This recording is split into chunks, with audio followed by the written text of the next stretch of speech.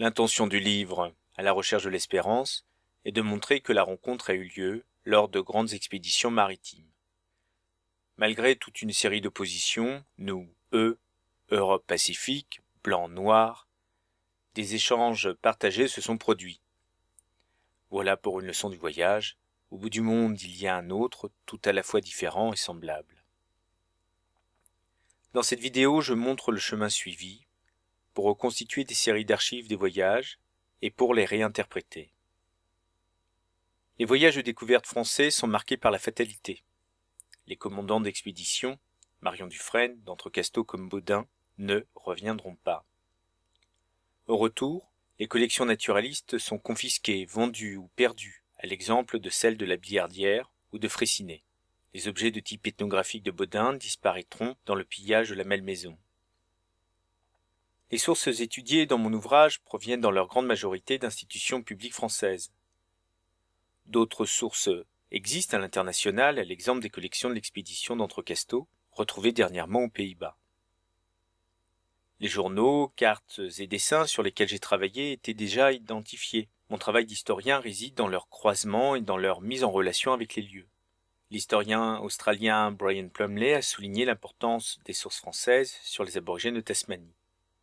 Christine Cornell a édité en anglais le journal de mer de Baudin. Hélène Richard, dans sa monographie sur l'expédition d'Entrecasteaux, a resserré l'inventaire des sources existantes. Le Muséum du Havre a valorisé les dessins de l'expédition Terre australe. Il reste que les seules sources écrites sont celles des Européens. Le point fort de ma démarche a été de relire les journaux des officiers, savants et matelots sur les lieux mêmes. J'ai réinscrit l'événement là où il s'est produit.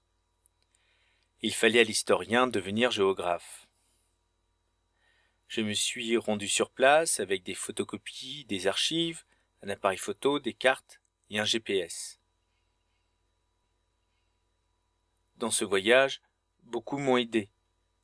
Sans leur connaissance de l'histoire connectée entre Français et aborigènes, je n'aurais pas pu faire correspondre les documents du passé avec les paysages actuels.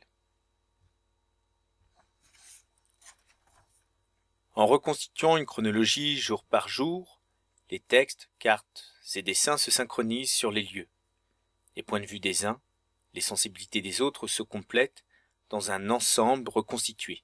Une nouvelle fois réunies, les sources reprennent sens et la dimension partagée des rencontres peut alors réapparaître. C'est par un détour par mes propres voyages que j'ai compris que ces récits retrouvés parlaient de la place que l'on donne à l'autre.